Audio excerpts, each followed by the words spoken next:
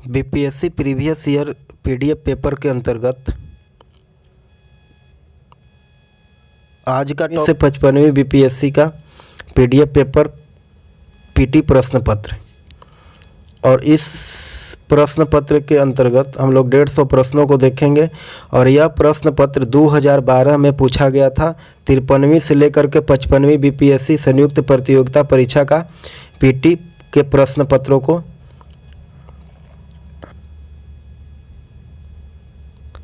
प्रश्न नंबर 1 है कि निम्नलिखित में से कौन सा एक हड़प्पा का बंदरगाह है? तो इसका उत्तर हो जाएगा ऑप्शन बी लोथल। और कहा जाता है कि लोथल गुजरात के अहमदाबाद जिले के सारगबल गांव के पास स्थित एक महत्वपूर्ण हड़प्पा सभ्यता स्थल है। और यहाँ ESR राव के निर्देशन में खुदाई की गई थी। और यहाँ से गोदी यानी डक यार्ड मिला है और इसे लघु हड़प्पा या फिर लघु मोहनजोदड़ो की संज्ञा ESR राव ने दिया है। अगला प्रश्न है कि गुप्त सम्राट जिसने हुनों को पराजित किया था वे कौन थे?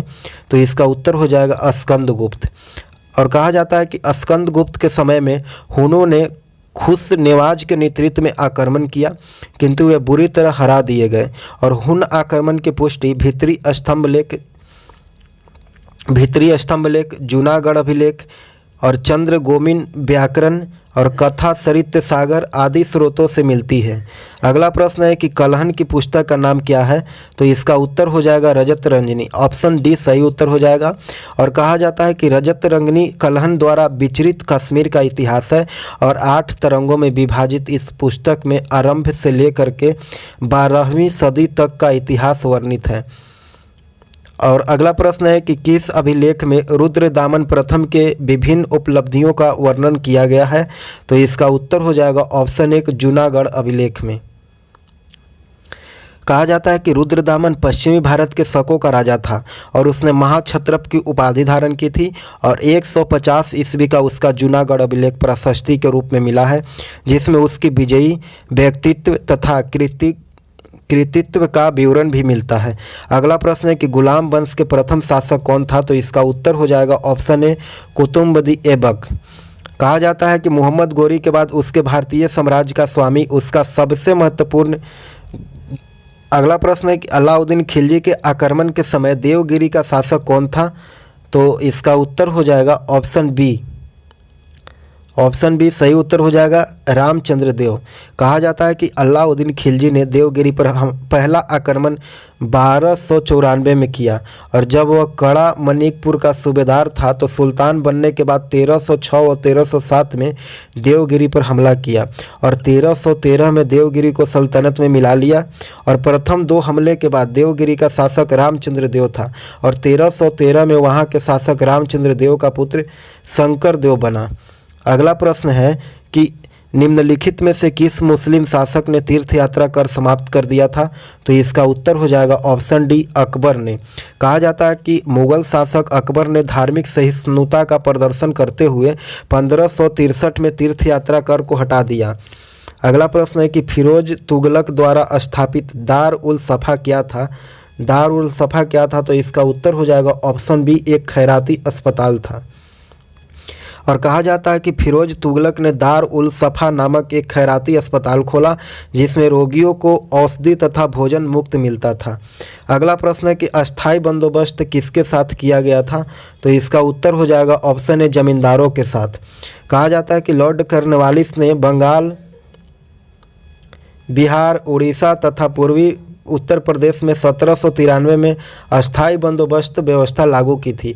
और इसमें जमींदारों को भूमि का स्वामी मानकर उससे बंदोबस्त किया गया था। अगला प्रश्न है कि प्रार्थना समाज के संस्थापक कौन थे? तो इसका उत्तर हो जाएगा ऑप्शन ए आत्माराम पांडुरंग। कहा जाता है कि बम्बई में प्रार्थना समाज की स्थापना 1867 में आत्माराम पांडुरंग ने की थी। और इसका उद्देश्य था हिंदू धर्म के कुरीतियों में सुधार करना। और अनाडे तथा भंडारकर इसके अन्य प्रमुख नेता थे। अगला प्रश्न है कि भारतीय पूर्ण जागरण आंदोलन के पिता कौन थे? तो इसका उत्तर हो जाएगा ऑप्शन डी राजा राम मोहन राय।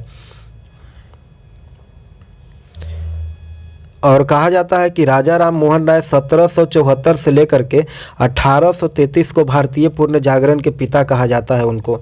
अगला प्रश्न है कि स्वराज दल की स्थापना किसने किया था? तो इसका उत्तर हो जाएगा ऑप्शन डी, चित्तरंजन दास और मोतीलाल नेहरू ने स्वराज दल की स्थापना किए थे। कहा जाता है कि सीआर दास तथा मोतीलाल नेहरू ने काउंसिल में प्रवेश करने के मुद्दे पर कांग्रेस के विवाद उत्पन्न हो जाने के बाद मार्च 1923 में स्वराज दल की स्थापना किए थे। अगला प्रश्न है कि थियोसॉफिकल सोसाइटी की स्थापना किसने किया था? तो इसका उत्तर हो जाएगा मैडम एबी ब्लावाटस्की। और कहा जाता है कि 1875 में मैडम एचबी ब्लावाटस्की ने थियोसॉफिकल सभा की स्थापना अमेरिका में की और बाद में कर्नल एमएस अलकाट भी इसमें शामिल हो गए और भारत में इसका कार्यालय 1882 में मद्रास के निकट अड्यार में खोला गया था। अगला प्रश्न है कि निम्नलिखित में से कौन सी पुस्तक तिलक ने लिखी है? तो इसका उत्तर हो जाएगा ऑप्शन बी, गीता रहस्य। इसका उत्तर हो जाएगा ऑप्शन बी, गीता रहस्य।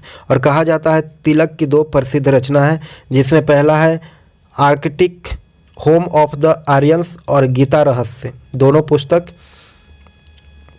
तिलक के द्वारा लिखा गया। अगला प्रश्न है कि महावीर स्वामी का जन्म कहाँ हुआ था? तो इसका उत्तर हो जाएगा ऑप्शन ए, कुंडग्राम में।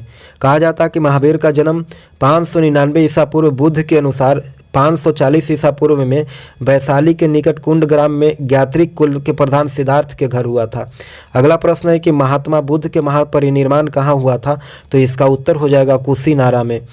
और कहा जाता है कि 483 ईसा पूर्व में 80 वर्ष के आयु में कुशीनगर कुशीनारा में महात्मा बुद्ध का महापरिनिर्वाण प्राप्त हुआ।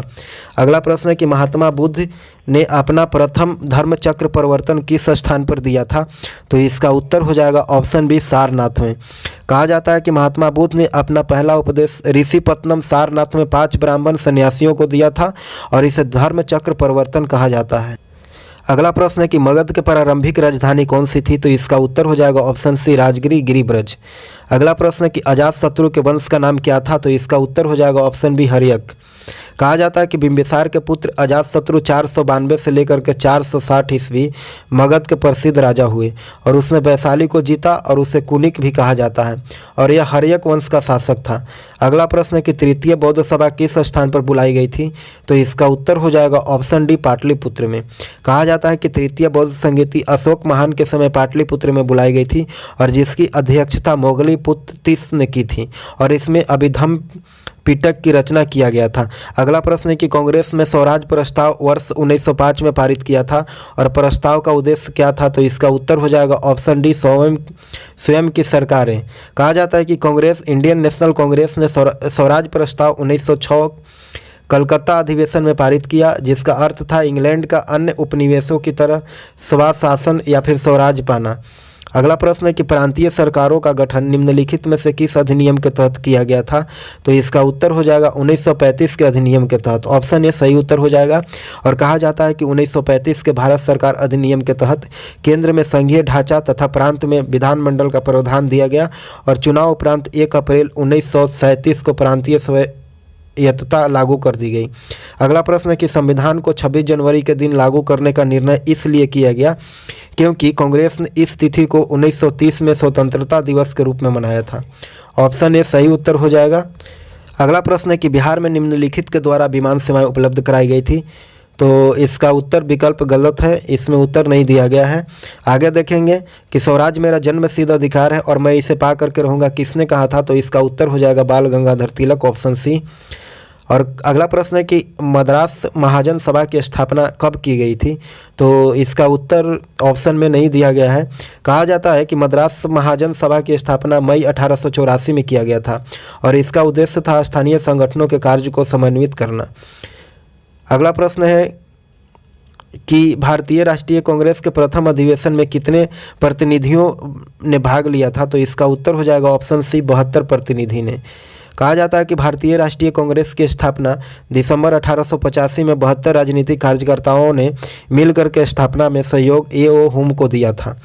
अगला प्रश्न है कि स्वतंत्र भारत के पहले भारतीय गवर्नर जनरल कौन थे? तो इसका उत्तर हो जाएगा ऑप्शन ए, राजगोपालाचारी। अगला प्रश्न है और इसके बारे में कहा जाता है कि चक्रवर्ती राजगोपालचारी स्वतंत्र भारत के पहले और अंतिम गवर्नर जनरल 1948 से लेकर के 1950 तक थे और 1946-47 में वे गवर्नर जनरल के कार्यकारी परिषद के सदस्य भी रहे।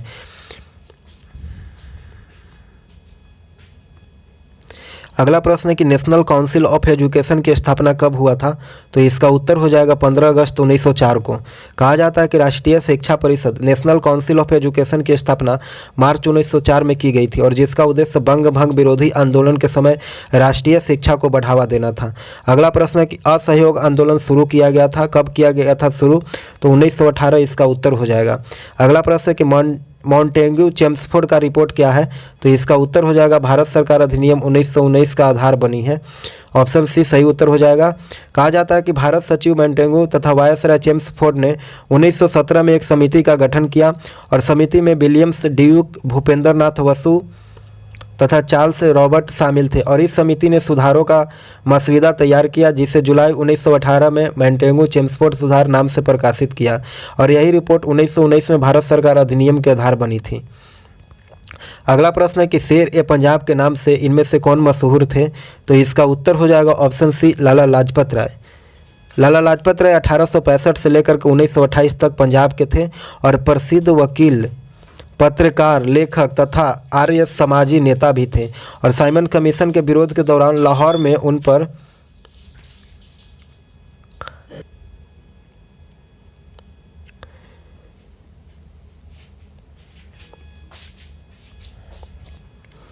अगला प्रश्न है कि गांधी इरविन समझौता कब हुआ था, तो इसका उत्तर हो जाएगा 1931 में।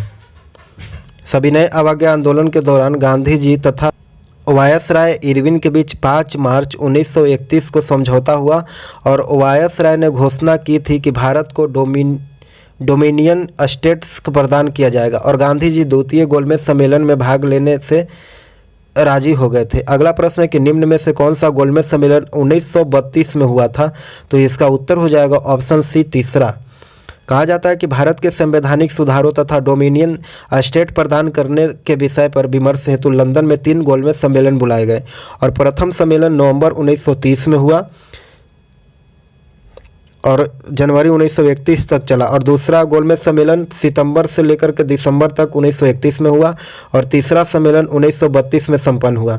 अगला प्रश्न है कि अभिनव भारत से कौन संबंधित है, तो इसका उत्तर हो जाएगा ऑप्शन ए बी.डी. सावरकर। कहा जाता है कि अभिनव भारत प्रसिद्ध क्रांतिकारी संगठन था और जिसकी स्थापना विनायक दामोदर सावरकर ने 1904 में पूना में किया था। अगला प्रश्न है कि करो या मरो का संबंध किस आंदोलन से है, तो इसका उत्तर हो जाएगा ऑप्शन डी भारत छोड़ो आंदोलन से। कहा जाता है कि अगस्त 1942 में प्रसिद्ध भारत छोड़ो आंदोलन प्रारंभ हुआ और जिसमें गांधी जी ने करो या मरो का नारा दिया था और 9 अगस्त की सुबह सभी कांग्रेसी नेताओं को कैद कर लिया और जेल में डाल दिया गया था। अगला प्रश्न है कि किसके प्रयत्नों से बिहार प्रांतीय कांग्रेस का दूसरा अधिवेशन हुआ, तो इसका उत्तर हो जाएगा ऑप्शन बी दीप नारायण सिंह। अगला प्रश्न है कि भारतीय राष्ट्रीय कांग्रेस के 27वां अधिवेशन किस स्थान पर हुआ था, तो इसका उत्तर हो जाएगा बी.एन. धर की अध्यक्षता में कलकत्ता में किया गया था, जो कि ऑप्शन में नहीं दिया गया है, तो इसका उत्तर कलकत्ता होगा। और कहा जाता है कि 27वां अधिवेशन 1911 में बी.एन. धर की अध्यक्षता कलकत्ता में हुआ था और 28वां अधिवेशन 1912 बिहार के बांकीपुर पटना में हुआ था। अगला प्रश्न है कि हजारीबाग में बिहारी स्टूडेंट कॉन्फ्रेंस का 16वां अधिवेशन कब हुआ था, तो इसका उत्तर हो जाएगा ऑप्शन ए 1921 में। 1921 इसका उत्तर हो जाएगा। कहा जाता है कि बिहार स्टूडेंट कॉन्फ्रेंस की स्थापना 1906 में हुई थी और 16वां अधिवेशन 1921 के हजारीबाग में हुआ था। अगला प्रश्न है कि बिहार के प्रमुख समाचार पत्र बिहारी के संपादक कौन थे, तो इसका उत्तर हो जाएगा ऑप्शन डी बाबू महेश्वर प्रसाद। और अगला प्रश्न है कि राजकुमार शुक्ल किस गांव के निवासी थे, तो इसका उत्तर हो जाएगा ऑप्शन ए मुरली भरहवा के। कहा जाता है कि राजकुमार शुक्ल मुरली भरहवा गांव चंपारण के थे और इन्होंने ही गांधी जी को चंपारण आने का निमंत्रण दिया था।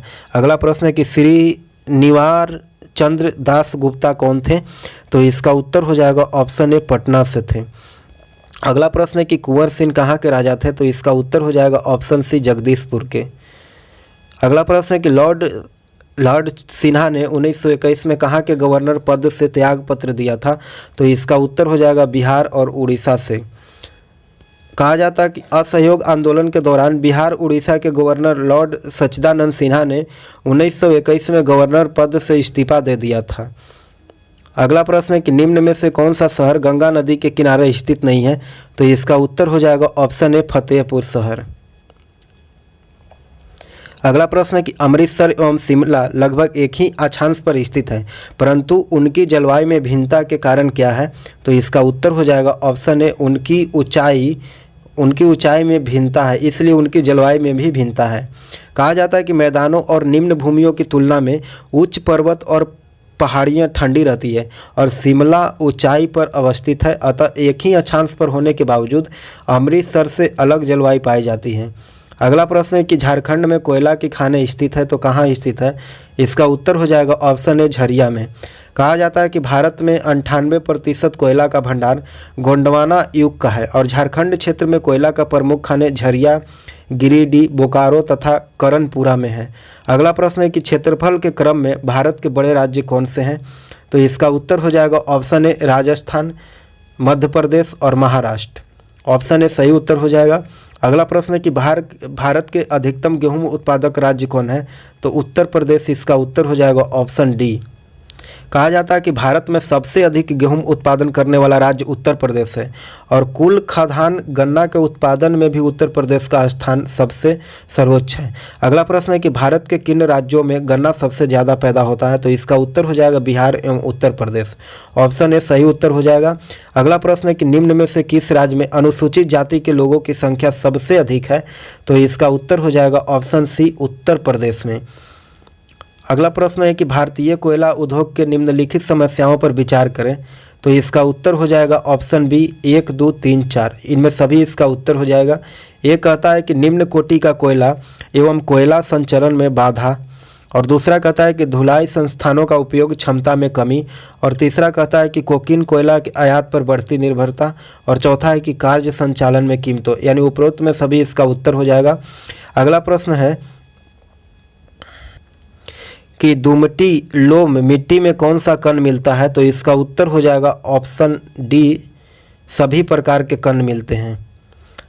अगला प्रश्न है और इसके बारे में कहा जाता है कि दुमटी मिट्टी में बालू कण, चिकना कण, पांसुच कण आदि मिलते हैं।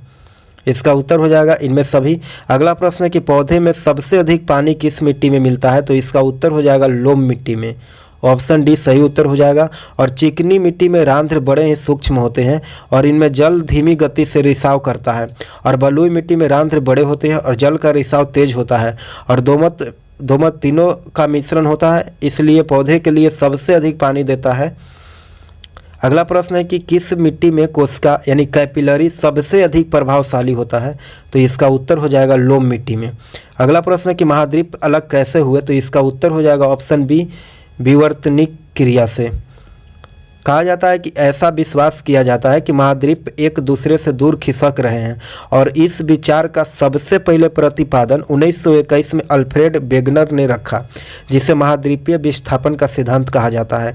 और प्रारंभ में महाद्वीपीय विस्थापन सिद्धांत से वैज्ञानिक सहमत नहीं थे, किंतु आगे चल करके प्लेट टेक्टोनिक्स के सिद्धांत ने इसकी पुष्टि कर दी और महाद्वीपों प्लेट के रूप में अर्धद्रवीय सतह पर खिसक रहे हैं। अगला प्रश्न है कि निम्नलिखित में से कौन सा सौर मंडल का भाग नहीं है? तो इसका उत्तर हो जाएगा ऑप्शन डी निहारिका। कहा जाता है कि निहारिका सौर मंडल का भाग नहीं है और सूर्य के चारों ओर चक्कर लगाने वाले ग्रह, उपग्रह, क्षुद्र ग्रह, अन्य आकाशीय पिंड जो सूर्य के प्रकाश से प्रकाशित होते हैं, वे सभी सौर मंडल के अंतर्गत आते हैं। अगला प्रश्न है कि अरब सागर के पानी का औसत खारापन कितना है? तो इसका उत्तर हो जाएगा 35 ppt। और कहा जाता है कि महासागरों में औसत लवणता 35% है, किंतु प्रत्येक महासागर सागर, झील आदि में लवण की मात्रा भिन्न भिन्न होती है, और अरब सागर में 36% लवणता पाई जाती है, इसलिए इसके बी जो है इसके करीब इसका उत्तर हो जाएगा बी सही उत्तर। अगला प्रश्न है कि काहिरा का समय ग्रीनविच से 2 घंटे आगे है, अतः यह स्थित है इसका उत्तर हो जाएगा 30 डिग्री पूर्वी देशांतर पर। अगला प्रश्न है कि तकला मकान मरुस्थल किस देश में स्थित है? तो इसका उत्तर हो जाएगा चीन में। कहा जाता है कि तकला मकान मरुस्थल चीन में 38 डिग्री उत्तरी अक्षांश पर स्थित है और इस मरुस्थल में बलुका के स्तूप का परिवर्तन दिखाई देता है। अगला प्रश्न है कि हिंद महासागर और लाल सागर को कौन जल संधि जोड़ती है? तो इसका उत्तर हो जाएगा बाब अल मंडेव। कहा जाता है कि हिंद महासागर और लाल सागर को बाब अल मंडेव जल संधि जोड़ती है। अगला प्रश्न है कि 90 ईस्ट रीज कहाँ पर स्थित है? तो इसका उत्तर हो जाएगा ऑप्शन बी हिंद महासागर में। अगला प्रश्न है कि 90 ईस्ट रीज हिंद महासागर में स्थित है। अगला प्रश्न है कि निम्नलिखित में से कौन सा शहर किस देश की राजधानी नहीं है? तो इसका उत्तर हो जाएगा सिडनी। कहा जाता है कि ऑस्ट्रेलिया की राजधानी कैनबरा ऑप्शन ए, और न्यूजीलैंड की राजधानी वेलिंगटन ऑप्शन सी, और सऊदी अरब की राजधानी रियाद ऑप्शन डी, और सिडनी ऑस्ट्रेलिया के न्यू साउथ वेल्स शहर में अवस्थित है। सिडनी जो है एक शहर है, यह राजधानी नहीं है। इसका उत्तर हो जाएगा ऑप्शन बी सिडनी। अगला प्रश्न है कि विश्व में सबसे अधिक कोयला उत्पादन करने वाला देश कौन है? तो इसका उत्तर हो जाएगा ऑप्शन सी चीन। कहा जाता है कि विश्व में सबसे अधिक कोयला उत्पादन चीन का है और इसके बाद संयुक्त राज्य अमेरिका, भारत, ऑस्ट्रेलिया, रूस। सिंचित भंडार में अमेरिका का प्रथम स्थान है और इसके बाद रूस का आता है और फिर उसके बाद चीन का और उसके बाद ऑस्ट्रेलिया का और भारत का स्थान आता है। अगला प्रश्न है कि वलन क्रिया किसका परिणाम है? तो इसका उत्तर हो जाएगा ऑप्शन सी पर्वत निर्माणकारी बल का। कहा जाता है कि कोबर ने बलित पर्वत के उत्पत्ति के लिए भूसन्नति सिद्धांत का प्रतिपादन किया और इस भूसन्नति के चारों ओर प्राचीन दृढ़ भूखंड थे और जब भूसन्नति अवसादों से भर जाती है तब दोनों अग्रभाग खिसकने लगते हैं जिससे संपीड़नात्मक बल के कारण उसकी तलहटी में सिकुड़न या फिर मोड़ पैदा होने लगता है और बलित पर्वत का निर्माण करते हैं। अगला प्रश्न है कि सागरीय लवणता का मुख्य स्रोत क्या है?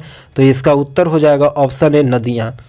कहा जाता है कि सागरीय लवणता का मुख्य स्रोत पृथ्वी ही है और प्रारंभ में जब पृथ्वी की उत्पत्ति हुई तो शीतलन से सर्वप्रथम ठोस पापड़ी का निर्माण हुआ और उस समय पापड़ी जो क्रस्ट था लवण की मात्रा अधिक थी और पापड़ी की विघटन तथा वियोजन के कारण अपर्दन के कारकों का लवण सागर में पहुंचाए जाने लगे जिस कारण से सागर की लवण मात्रा में वृद्धि होने लगी और नदियां सागर तक लवण पहुंचाने वाले कारकों का सर्वप्रमुख थे और इसके बाद पवन द्वारा भी लवणों का निक्षेपण होता रहा। अगला प्रश्न है कि ऊर्जा के वाणिज्यिक स्रोत में विशुद्धता शामिल होते हैं। तो क्या शामिल होते हैं? तो इसका उत्तर हो जाएगा ऑप्शन ए शक्ति, कोयला, तेल, गैस, जल विद्युत और यूरेनियम्स। अगला प्रश्न है कि केंद्र सरकार के भारी उद्योग एवं सार्वजनिक उद्यम मंत्रालय के द्वारा लघु रत्न श्रेणी प्रथम उद्योग के अधिकतम कितनी धनराशि तक वित्तीय स्वायत्त दी गई है? तो इसका उत्तर हो जाएगा ऑप्शन डी 500 करोड़ तक। भारत में प्रति व्यक्ति ऊर्जा की खपत 1994 में हुआ था तो कितना हुआ था? तो इसका उत्तर हो जाएगा ऑप्शन सी 243 किलोग्राम तेल के बराबर। अगला प्रश्न है कि भारत के सर्वप्रथम तेल ऊर्जा संकट कब पैदा हुआ था? तो इसका उत्तर हो जाएगा ऑप्शन डी 1970 से लेकर के 1980 के बीच।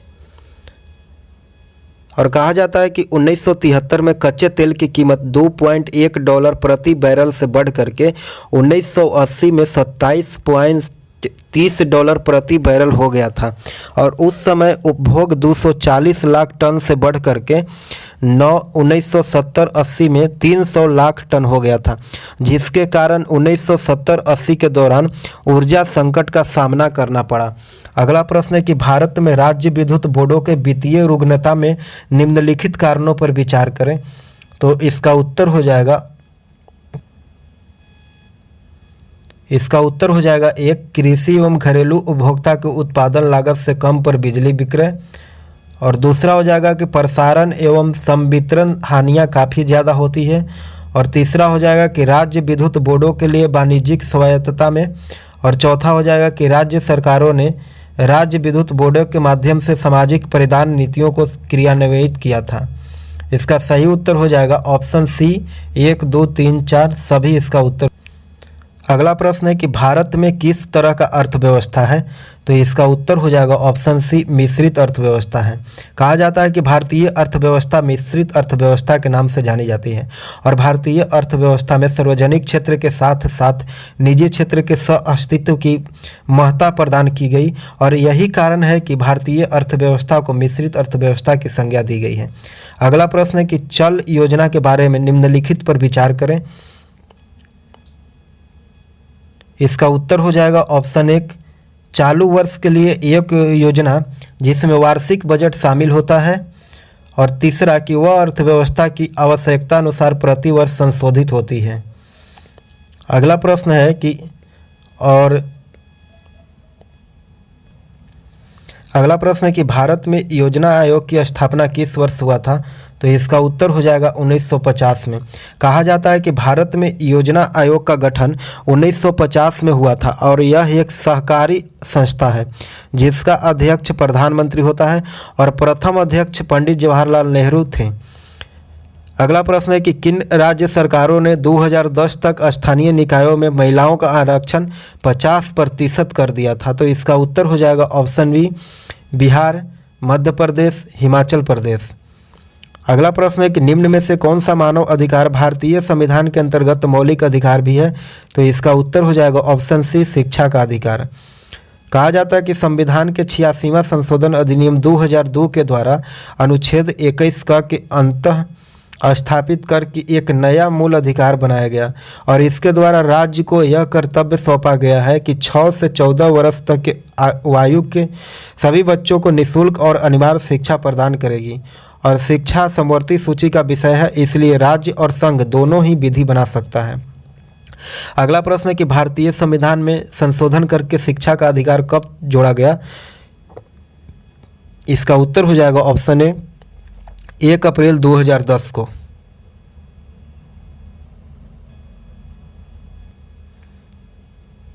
अगला प्रश्न है कि भारतीय संविधान में शामिल है, तो भारतीय संविधान में क्या शामिल है? तो इसका उत्तर हो जाएगा ऑप्शन ए 395 अनुच्छेद और 22 भाग और 12 अनुसूचियां जो है वो भारतीय संविधान में शामिल हैं। और कहा जाता है कि संविधान सभा 26 नवंबर 1949 को संविधान अंगीकृत किया गया था और यह 26 जनवरी 1950 को पूर्ण रूपेण लागू हो गया और मूल संविधान में 22 भाग 295 अनुच्छेद और 8 अनुसूचियां थी, लेकिन वर्तमान समय में अनुच्छेद की संख्या 445 और 22 भाग और अनुसूचियों की संख्या 12 हो गई है। अगला प्रश्न है कि राज्यसभा में होते हैं, तो राज्यसभा में क्या होते हैं? तो इसका उत्तर हो जाएगा 250 सदस्य, जिनमें से 12 सदस्य भारत के राष्ट्रपति के द्वारा मनोनीत किए जाते हैं। राज्यसभा में अधिक से अधिक 250 सदस्य हो सकते हैं और इनमें से 238 राज्यों एवं संघ राज्य क्षेत्रों के प्रतिनिधि होते हैं और 12 सदस्य राष्ट्रपति के द्वारा मनोनीत किए जाते हैं और मनोनीत व्यक्ति से यह अपेक्षा की जाती है कि साहित्य, विज्ञान, कला एवं समाज सेवा के विशेष ज्ञान, व्यवहारिक अनुभव हो। अगला प्रश्न है कि लोक लेखा समिति अपनी रिपोर्ट प्रस्तुत करती है, तो यह रिपोर्ट किसको प्रस्तुत करती है? तो लोकसभा के स्पीकर को यह रिपोर्ट प्रस्तुत करती है। कहा जाता है कि लोक लेखा समिति सबसे पुरानी वित्तीय समिति है और इसके 22 सदस्य होते हैं और जिसमें से 15 लोकसभा और 7 राज्यसभा के सदस्य होते हैं और 1967 से चली आ रही प्रथा के अनुसार विपक्ष के किसी सदस्य को इस समिति का अध्यक्ष लोकसभा अध्यक्ष के द्वारा नियुक्त किया जाता है और कहता है कि यह लोकसभा के अध्यक्ष के मार्गदर्शन में भी कार्य करता है और इस समिति को कभी कभी प्राक्कलन समिति के जुड़वा बहन भी कहा जाता है क्योंकि इन दो समितियों के कार्य एक दूसरे के पूरक है। अगला प्रश्न है कि निम्न में से कौन सा एक सही नहीं है? तो इसका उत्तर हो जाएगा ऑप्शन बी, धन विधेयक की शुरुआत राज्यसभा में होती है। कहा जाता है कि संविधान के अनुच्छेद 110 में धन विधेयक के बारे में परिभाषा दिया गया है और कोई धन विधेयक राज्यसभा में पेश नहीं किया जा सकता, वह राष्ट्रपति के सिफारिश पर केवल लोकसभा में पेश किया जाता है और विधेयक पास हो जाने के बाद लोकसभा अध्यक्ष द्वारा इस आशय से प्रमाण पत्र के साथ धन विधेयक को राज्यसभा में भेजा जाता है और राज्यसभा किसी विधेयक को न तो रद्द कर सकता है और न ही उसमें से संशोधित करने की शक्ति है, और राज्यसभा के विधेयक की प्राप्ति 14 दिन के भीतर अपने सिफारिश के साथ लोकसभा लौटाना होता है। अगर 14 दिन के भीतर नहीं लौटाया जाता है तो दोनों सदन में इसे पास माना जाएगा और इसे राष्ट्रपति भी पूर्ण विचार के लिए नहीं लौटा सकता है।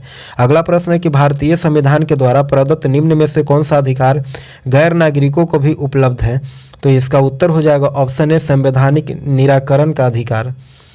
कहा जाता है कि संवैधानिक निराकरण का अधिकार गैर नागरिकों का भी उपलब्ध है और यह मौलिक अधिकार है और अनुच्छेद 32 में संवैधानिक उपचारों का अधिकार दिया गया है और इसे अंबेडकर ने संविधान का आत्मा कहा है। अगला प्रश्न है कि किस अनुच्छेद के अनुसार भारत के राष्ट्रपति के द्वारा राष्ट्रीय आपातकाल की घोषणा की जाती है? तो इसका उत्तर हो जाएगा अनुच्छेद 352 के अनुसार।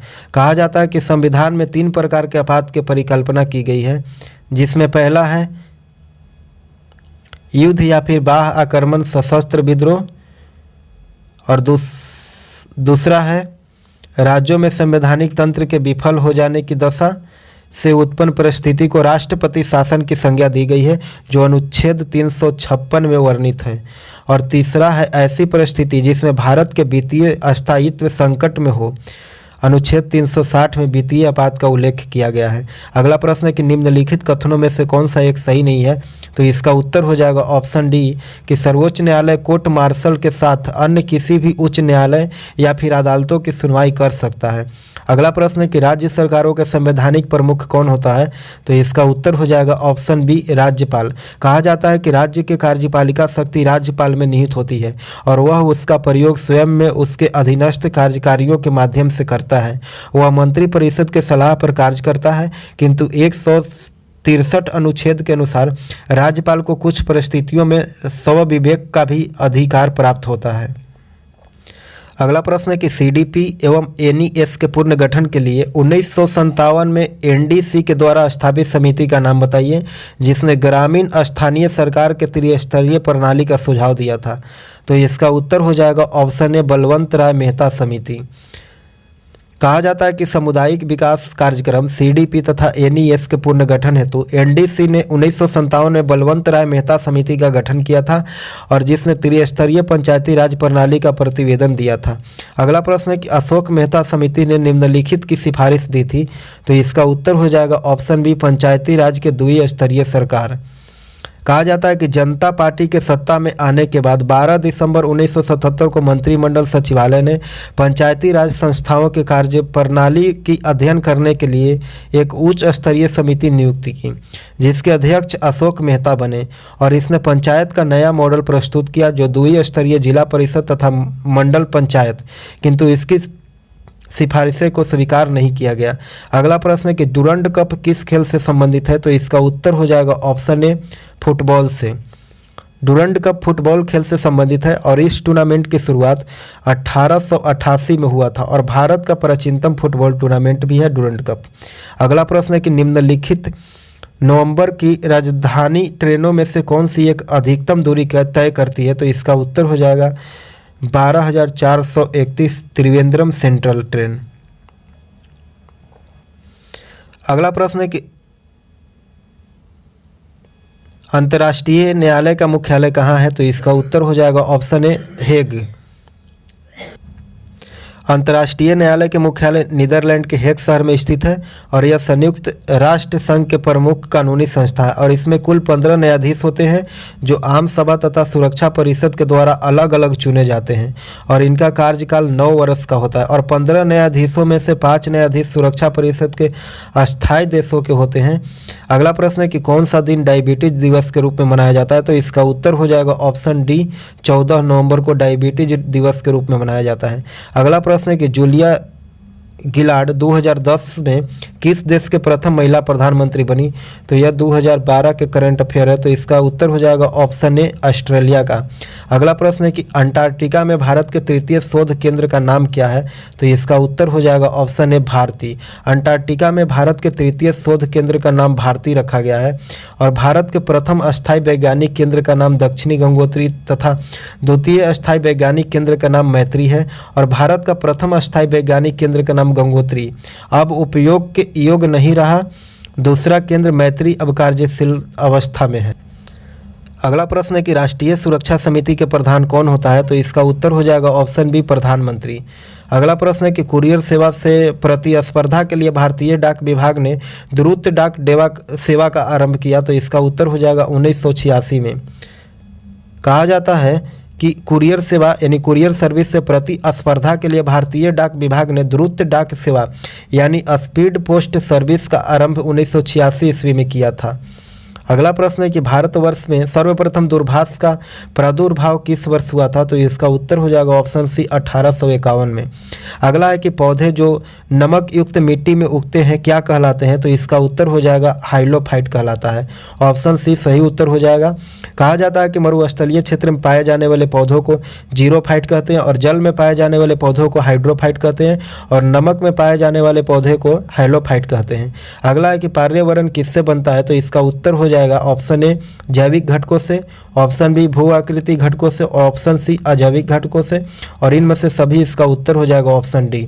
कहा जाता है कि हमारे चारों ओर उपस्थित परिस्थितियां जो जीवों को प्रभावित करे और पर्यावरण कहलाती है और पर्यावरण के मुख्य घटक जैविक और अजैविक होते हैं और जैविक के अंतर्गत पेड़ पौधे तथा जीव जंतु आते हैं और अजैविक घटक के अंतर्गत मिट्टी, जलवायु, तापमान, प्रकाश आदि आते हैं। इसे भौतिक घटक भी कहते हैं। अगला प्रश्न है कि संवहनी यानी वस्कुलर पौधे में पानी ऊपर किससे जाता है? इसका उत्तर हो जाएगा ऑप्शन डी, जाइलम टिश्यू के द्वारा।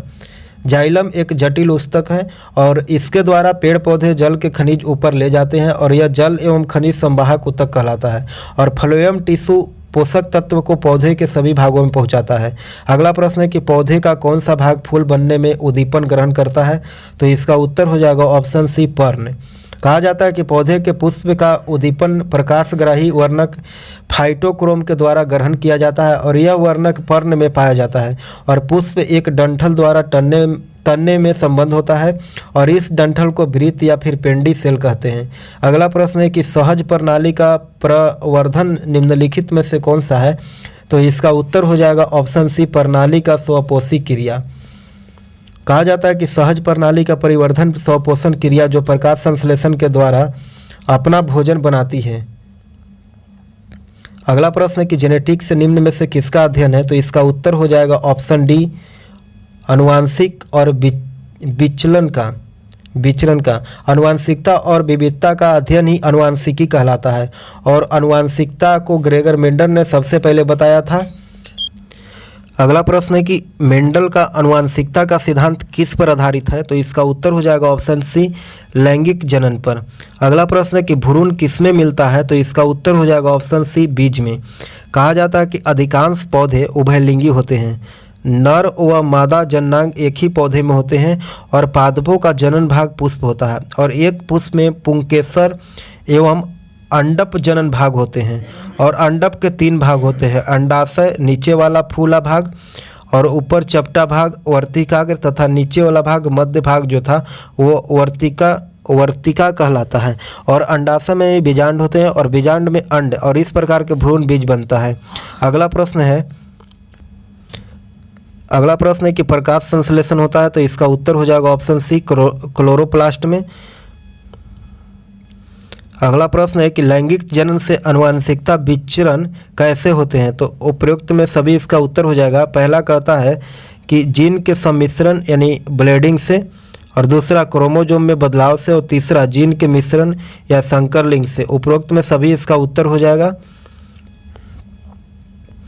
अगला प्रश्न है कि बिल तथा मेलिंडा गेट्स फाउंडेशन के द्वारा स्थापित भारत के लिए कार्यक्रम आवाहन किसके प्रतिरोध के लिए कार्यरत है?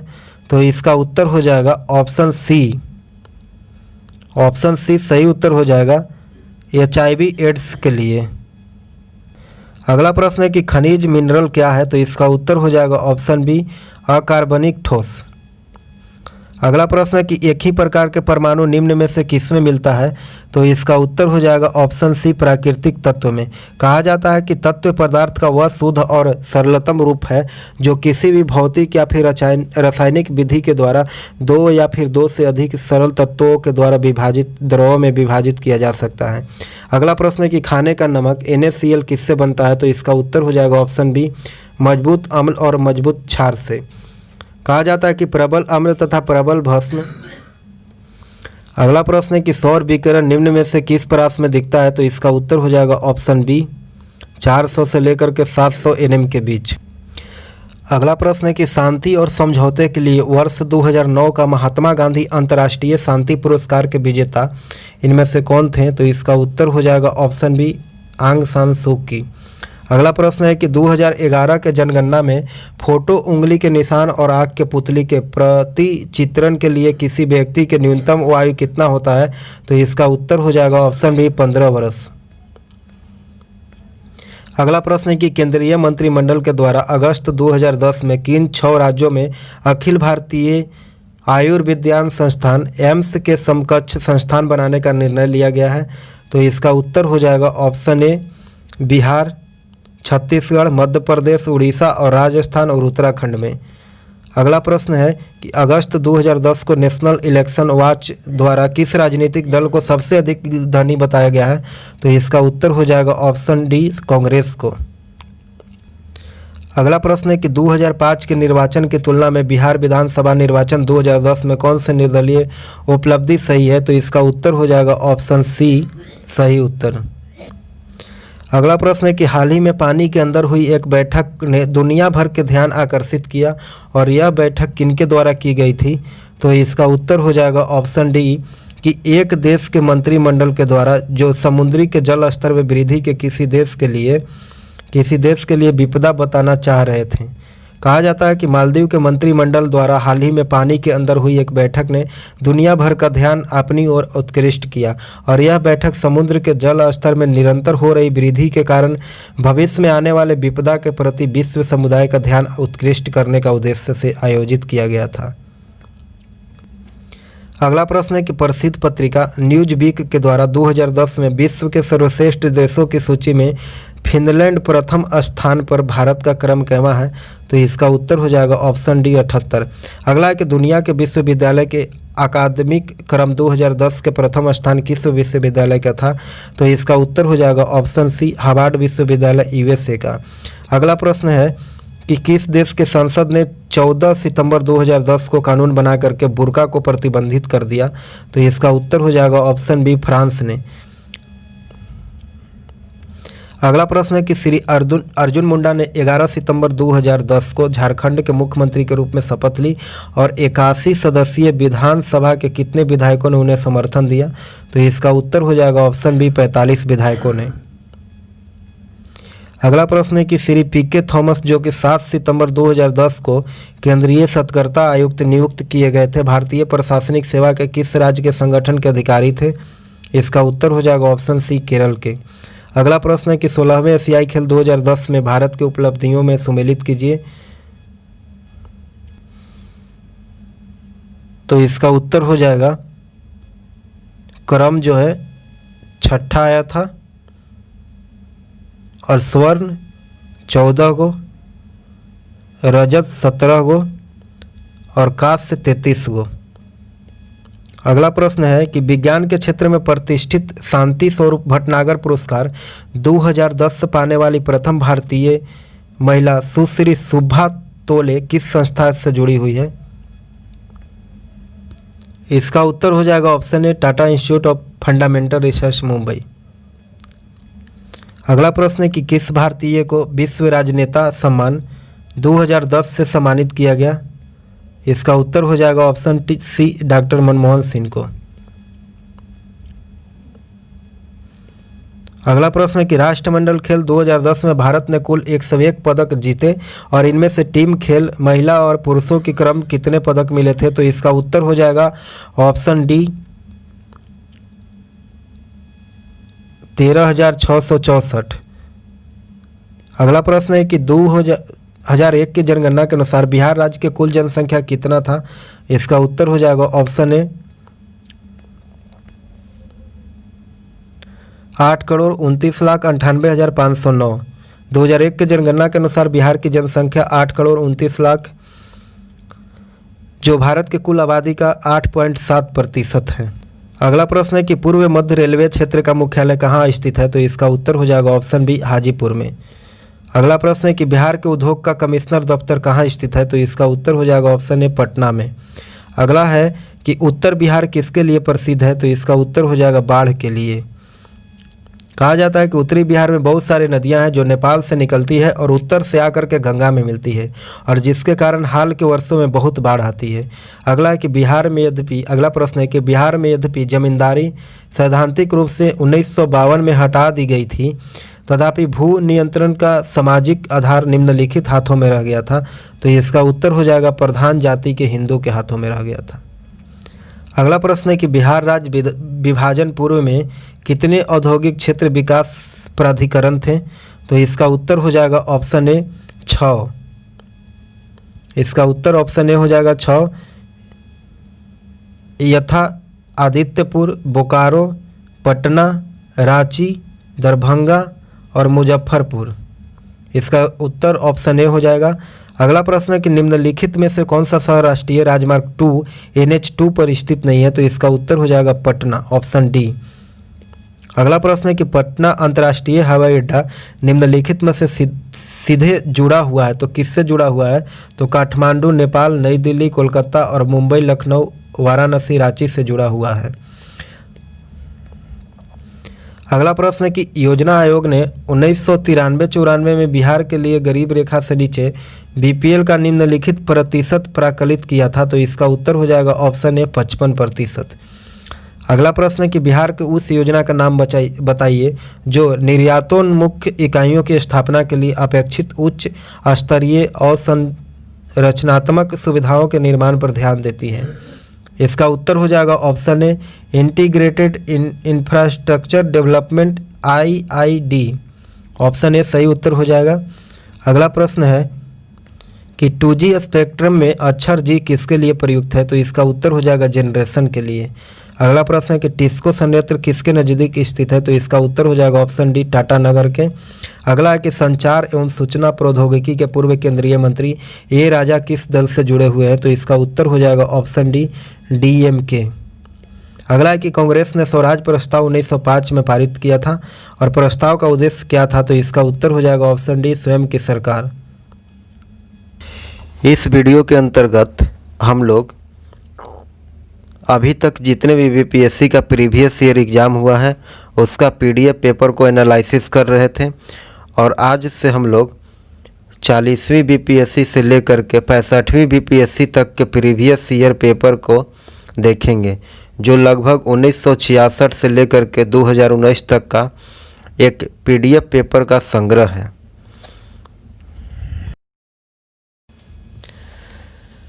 आप हमारे चैनल पर नए हैं तो आप हमारे चैनल को सब्सक्राइब करें, लाइक करें और शेयर करें। धन्यवाद।